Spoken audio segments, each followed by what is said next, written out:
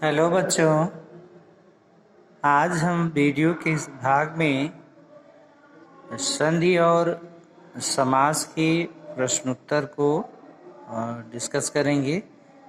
इसके आगे के भाग को क्योंकि पीछे एक वीडियो जो है क्वेश्चन आंसर का हम लोग पढ़ चुके हैं, वीडियो में उसका एक्सप्लेन हो चुका है। आइए देखते हैं आगे। देखिए, यहाँ से हमको प्रश्न नंबर 2 से आपको बताना है। प्रश्न हो गया था, क्वेश्चन आंसर जो है। देखिए, नीचे दिए शब्दों की संधि कीजिए।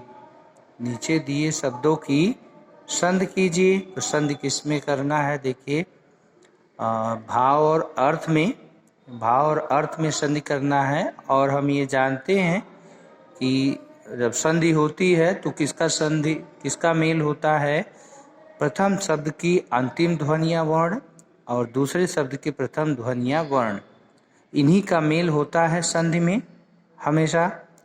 और जो विकार उत्पन्न होता है उसी को हम संधि कहते हैं। तो यहाँ पर भाव धन अर्थ, तो अ और अ का मेल होगा।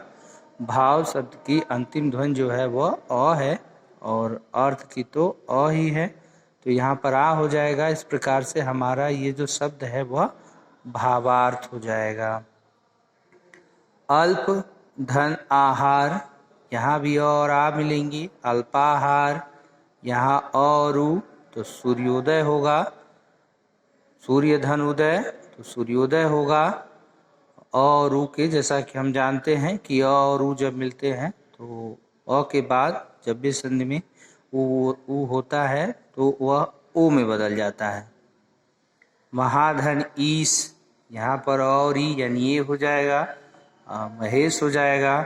यहाँ कवि धन इंद्र, भाई हरस्व है तो ई और ई मिलेंगे तो दीर्घ का निर्माण करेंगे। जैसा कि हम जानते हैं कि जब दो समान स्वर आपस में मिलते हैं तो वह अपने के ही दीर्घ स्वर का निर्माण जो है वो करते हैं।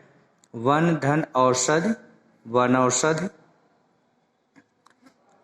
दया धन आनंद, दयानंद। वीर धन अंगना, यहाँ पर भी और का मेल होगा। वीरांगना, यहाँ जल और उर्मी और उ का मेल होगा तो ओ हो जाएगा। इस प्रकार ये शब्द हमारा जलोर में हो जाएगा। वन धन उत्सव, वनोत्सव, यही और वो हो जाएगा, वनोत्सव हो जाएगा शब्द हमारा। उसके बाद परम और धनीश्वर, तो और ई मिलेंगे तो ये हो जाएगा। इस प्रकार यह परमेश्वर हो जाएगा। और देव धन ऋषि और री, यानी हम जानते हैं संध में जब अ के बाद री आता है तो वहाँ पर अर हो जाता है। तो यहाँ पर जो हमारा शब्द होगा वो हो जाएगा देवर्षि। संधि विच्छेद, देखिए यहाँ संधि था, अब संधि विच्छेद है। संधि विच्छेद क्या है? इस संधि जो हुई रहती है उसी को हम क्या करते हैं, फिर से मूल रूप में दिखा देने की प्रक्रिया को हम संधि विच्छेद कहते हैं।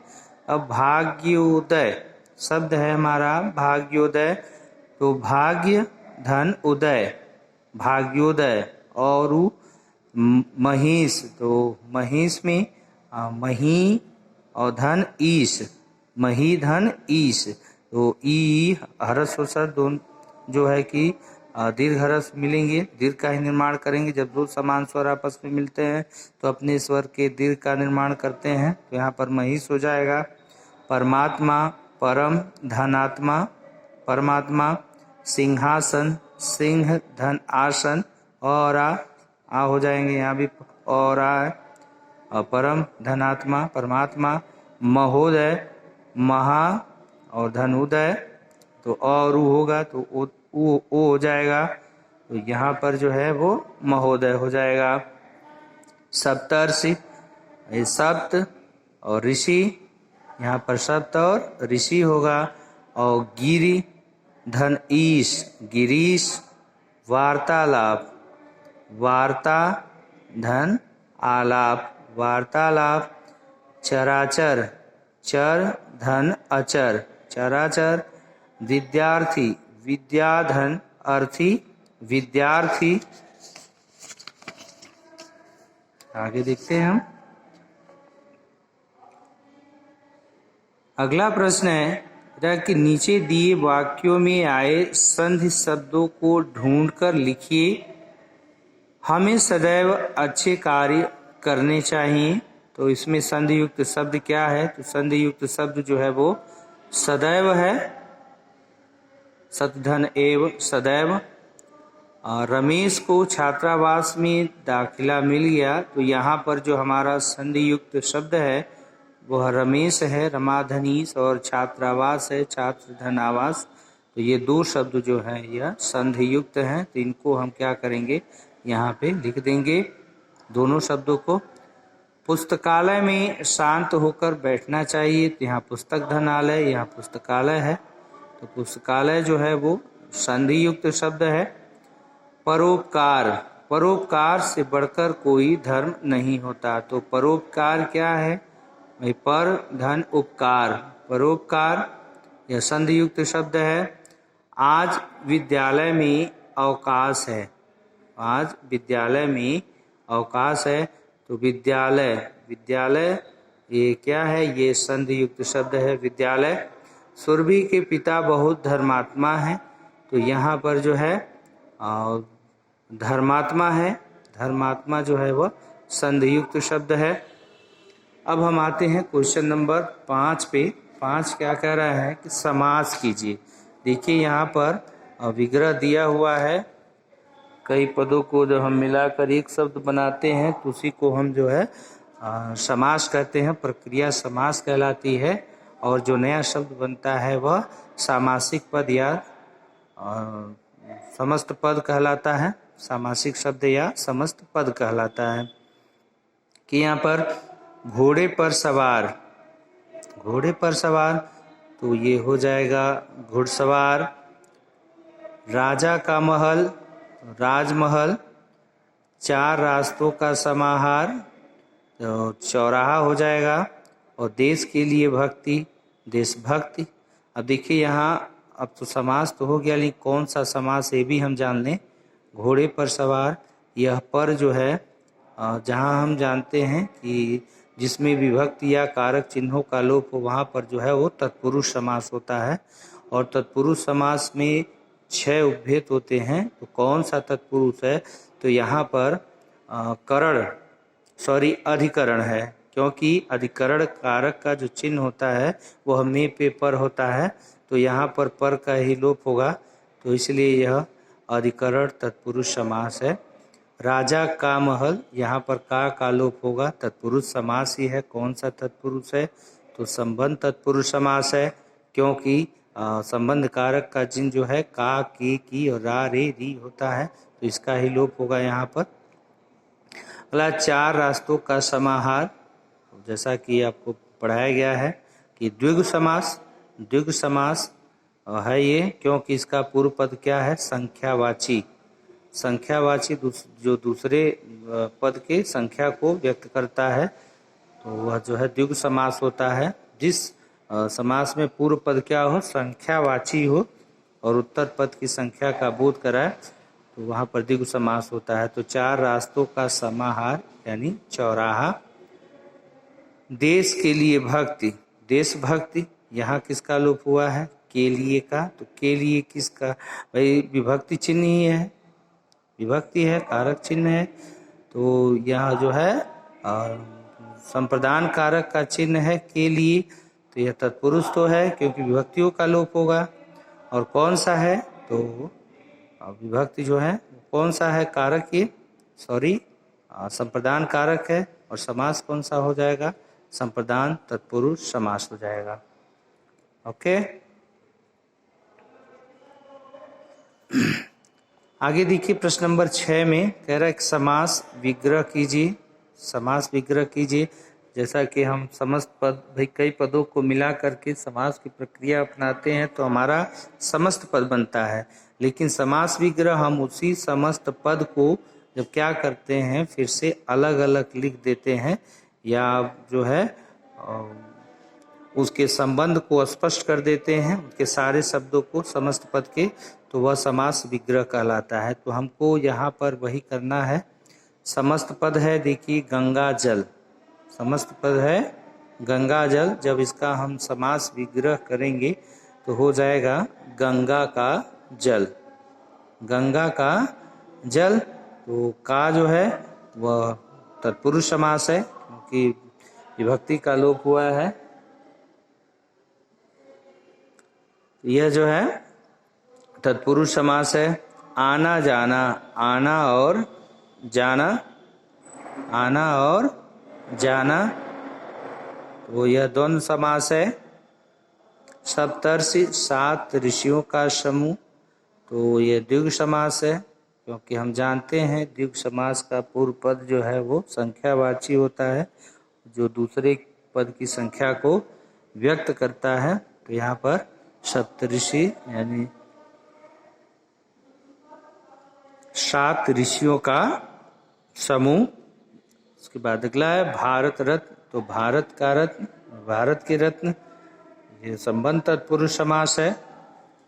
हिमालय, हिम का आलय, ये भी तत्पुरुष समास है और संबंध तत्पुरुष है क्योंकि का, के, की और रा, रे, री जो है वो संबंध कारक के जो है चिन्ह है, इसलिए जो है संबंध तत्पुरुष समास है।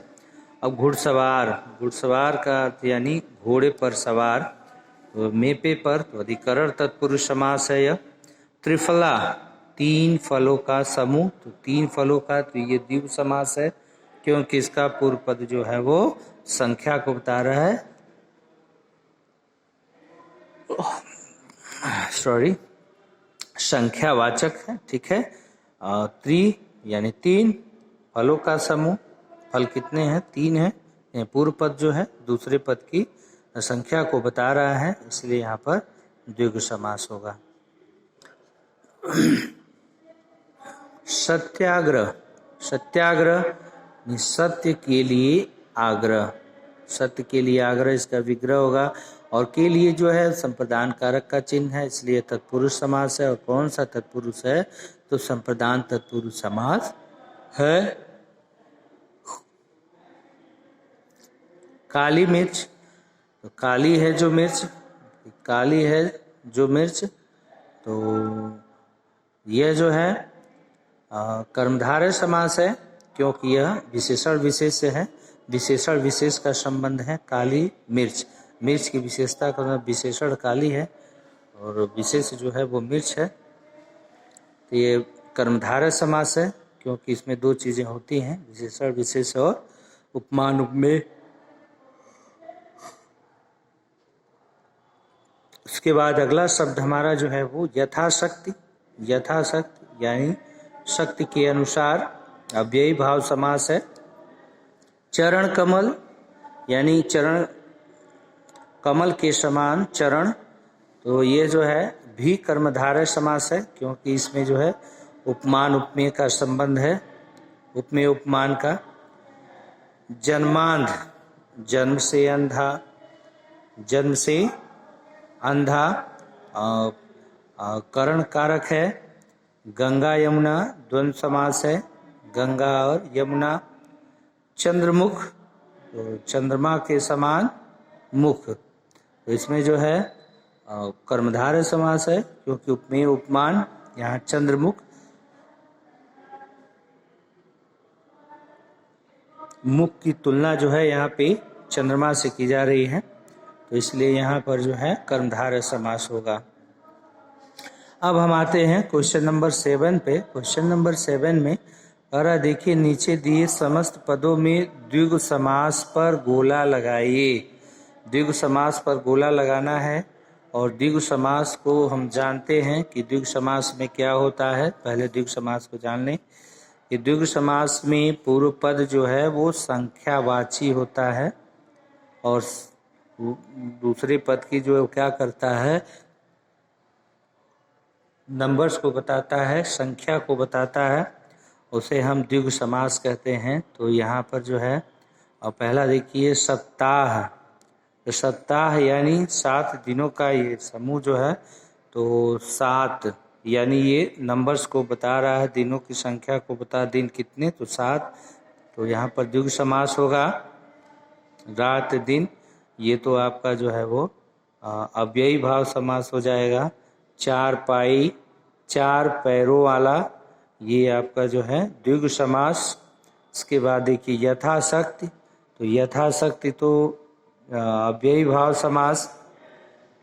फिर गली गली, अब गली गली ये जो है अपुनरावृत्ति है शब्द की, इसमें समास नहीं है। जरूरी नहीं है कि जहाँ योजक चिन्ह लगा हुआ है वहाँ पर समास ही हो, सामासिक शब्द हो। कभी कभी जब हम शब्दों की पुनरावृत्ति होती है तब भी जो है योजक चिन्ह लगा देते हैं। तो गली गली जो है ये सामासिक शब्द ही नहीं है। शतक, यहाँ पर देखिए शतक, तो यहाँ पर शतक बताया सेंचुरी यानी 100, तो यहाँ पर जो है द्विगु समास होगा, संख्या को व्यक्त कर रहा है। त्रिकोण, त्रिकोण तो 3 कोणों का समूह, भाई 3 कोण, तो यहाँ त्रि जो है ये नंबर्स है, ये द्विगु है, इसको हम क्या करेंगे, सर्कल कर लेंगे क्योंकि ये जो है नंबर्स को बता रहा है। इसके बाद लौ कुश है, तो लौ और कुश ये जो है द्वंद्व समास है, इसमें द्वंद्व समास है। नवरत्न, नवरत्न यानी 9 रत्नों का समूह, तो 9 जो क्या है उस संख्या व्यक्त कर रहा है, नंबर्स को बता रहा है, इसलिए यह जो है द्विगु समास होगा। तो हम इसको भी क्या करेंगे, सर्कल कर लेंगे 9 रत्न को भी। शताब्दी, भाई शताब्दी ये भी 100 वर्षों की अवधि, भाई शताब्दी, तो यहाँ पर जो है शताब्दी यानी 100, तो शत मतलब 100, तो यहाँ पर जो है द्विगु समास होगा शताब्दी भी, इसको हम सर्कल कर लेंगे। उसके बाद चौराहा है, तो चौराहा यानी 4 राहों का समाहार, जहाँ पर जो है 4 रास्ते मिलते हों उसे हम चौराहा कहते हैं।